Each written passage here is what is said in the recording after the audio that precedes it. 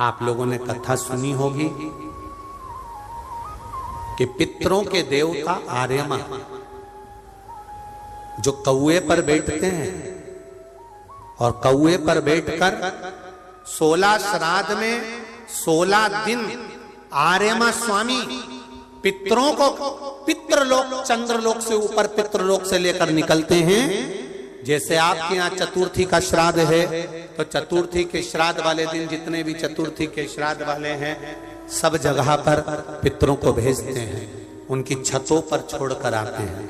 फिर 7 दिन तक श्राद्ध वाले 16 दिन तक पितृ पूरी पृथ्वी पर मृत्यु लोक में भ्रमण करते हैं, श्राद्ध का भोजन करते हैं। एकम का श्राद्ध जिसका होता है उसको भेजते, दूज का जिसको भेजते, तीज का जिसको भेजते। इनको लेकर उस दिन वापिस नहीं जाते, इनको अमावस्या वाले दिन लेकर जाते। 16 दिन श्राद्ध के पूर्वज पितृलोक छोड़कर चंद्रलोक छोड़कर मृत्यु लोक में रहते,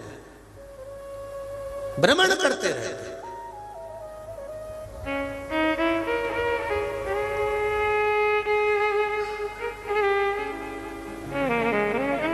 और जब अमावस्या का दिन होता है, श्राद्ध पूरा हो रहा है, अमावस्या का दिन है, शाम का समय, जो जैसे अशोकनगर है, गुना है, शिवपुरी है, सीहोर है, भोपाल है या आसपास के जितने गांव हैं, शहर हैं, इनके पास में जो नदी होती है, जो तालाब होता है, जो कुआं होता है, जो बावड़ी होती है, सारे पितर एकम से लेकर अमावस्या तक जितने भी पितर होते हैं, चाहे जिसके घर के हों, प्रत्येक घर के पितर नदी, तालाब, बावड़ी, कुएं के पास इकट्ठे होते हैं।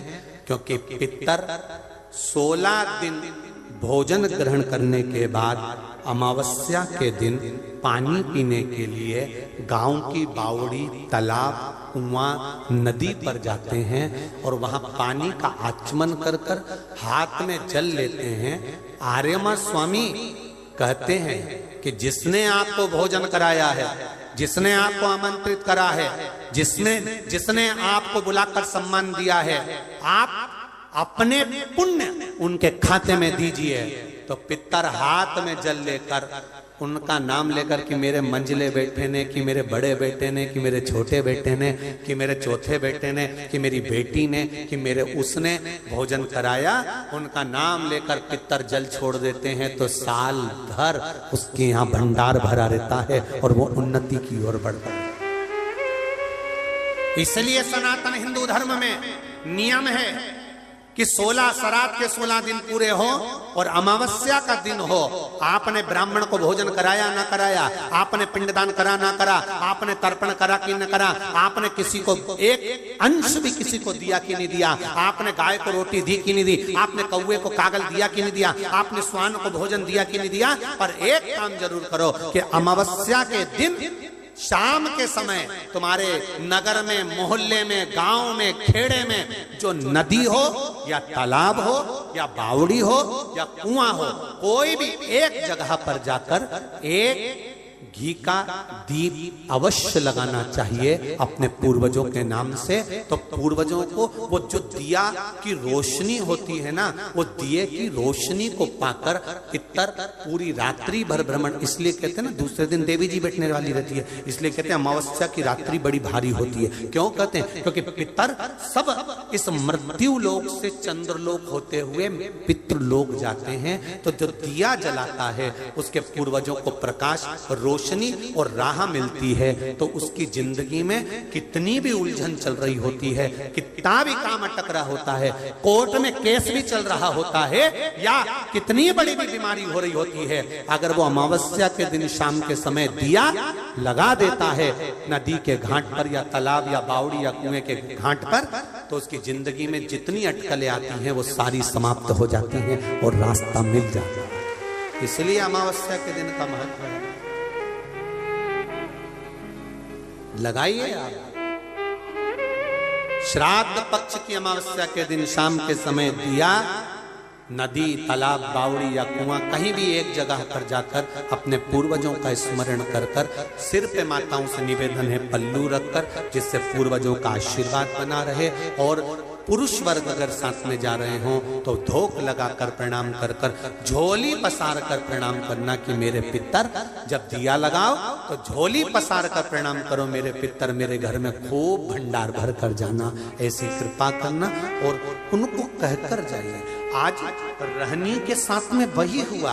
भोजन का सामान आ गया, ब्राह्मण भोजन कर लिए, संत भोजन कर लिए, साधु भोजन कर लिए। अब आई अमावस्या, अमावस्या के दिन सब पितर इकट्ठे हुए। सबसे पूछा गया आपको श्राद्ध पक्ष में अच्छे से भोजन तो मिला? आर्यमा स्वामी सबसे पूछते हैं, सबको भोजन तो मिला? सबसे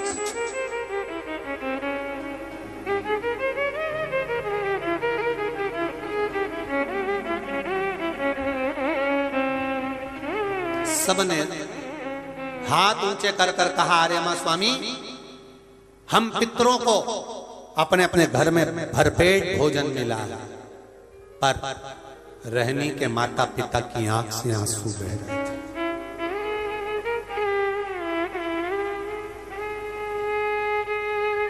रहनी कि माता पिता की आंख से आंसू बह रहे हैं।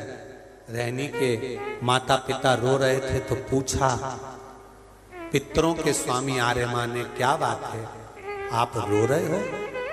आपकी आंख में से आंसू गिर रहे हैं, क्या हुआ? क्यों रो रहे हो? किस लिए रो रहे हो? रोने का कारण क्या है? कहा, मेरे बेटे के घर गई थी भोजन करने के लिए, पर वहां तो मायके वाले जिम रहे थे तो भोजन नहीं मिला। पंचमी का श्राद्ध था हमारा, हम गए थे, भोजन नहीं मिला। तो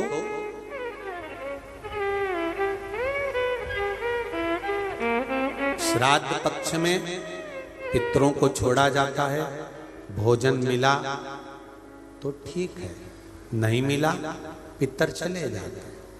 चंद्रलोक से पितृलोक के बीच में एक पितृलोक का सीढ़ी पड़ती है, जीना, सड़ाव, सीढ़ी जिस पे पितर चढ़ के पितृलोक जाता है। उस सीढ़ी पर कौन रुकता है?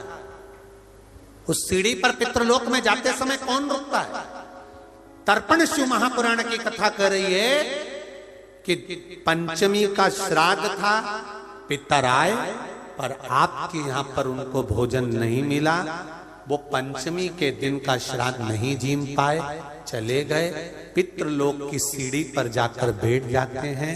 अंदर जो पितर जाते हैं, वो पितर जब अंदर जाते हैं, जाने के बाद बात करते करते जाते हैं कि हमारे बेटे ने हमको खीर खिलाई, हमको पूड़ी खिलाई, और उनके मुख से जो राल टपकती है, तो जो पितर भूखे रह जाते हैं वो पूरा साल उनकी राल को चाटते हैं और बद्दुआ देते हैं कि हमारे बेटे 5-5, 4-4, 3-3, 2-2 इतने बेटे और हमको भूखा छोड़ दिया।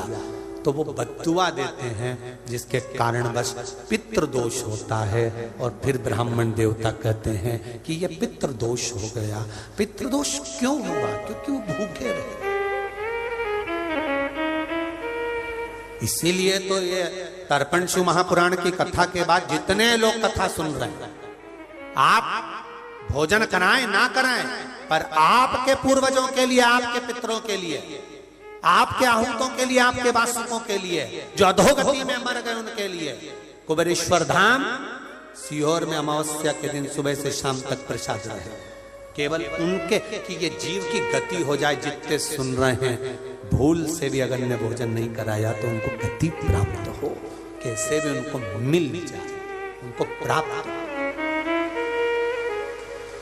और अमावस्या के दिन 25 तारीख को कथा का विराम है, इसलिए 25 तारीख को हम सब, आप और हम, उन पितरों से विनय भी करेंगे, निवेदन भी करेंगे और आपसे कहेंगे कि 2 चावल का दाना आप अपने पूर्वजों के पितरों के स्थान का स्मरण कर कर या परिंदा या मटके का स्मरण कर कर छत पर डाल दे, उसका स्मरण रहे, मिले उसका। तुम रो रहे हो? हाँ, मेरे बेटों ने भोजन नहीं कराया मुझको। मेरा बेटा चले गया था गया का पिंड करने के लिए, बहू को कह गया था कि भोजन करा देना, पर भोजन नहीं मिला मुझको। फिर हमारी तिथि निकल गई, मेरा बेटा आया, बहन के घर बेटी के घर में उसने भोजन बनवाया तो हमारे निमित्तार्थ भोजन कराया। तो रो क्यों रहे हो? तुम्हें अमावस्या के दिन भोजन तो मिला ना, तुम्हें रोने का जरूरत क्या है? क्यों रो रहे हो? पितर कह रहे हैं, रो इसलिए रहे हैं कि बेटी के घर का खाया है। अगर शास्त्र कहता है कि बेटी के यहाँ का खा लो तो बैकुंठ निवास नहीं मिलता, तो हमें क्या निवास मिलेगा? शिव महापुराण की एक बात अच्छे से सुन लेना, अगर बेटी कमा रही है, बेटी समझदार है, आपने बेटी को अपने पांव पर खड़ा करा है और बेटी में विद्वत्ता है, और बेटी अगर कमा रही है, समझदार है, उसको कमाने के लायक तुमने बना दिया, या बेटी का घर तुमने अच्छा ढूंढा, जमाई अच्छा ढूंढा, लड़का अच्छा ढूंढा जो बेटी को स्नेह वश रखता है, तो ऐसी बेटी के घर का खा भी लोगे तो नरक नहीं जाओगे। बेटी प्रसन्नता में किया, बेटी प्रसन्नता में खिलाती। जब माँ बाप दुखी होते हैं, बेटा नहीं संभालता, बहुएं नहीं संभालती, तो बेटी जब सामने आती है तो ये सोचकर नहीं आती कि ये सोचकर आती है कि कोई जीव की अगर मैं गति सुधार दूं तो इससे बढ़कर और क्या है।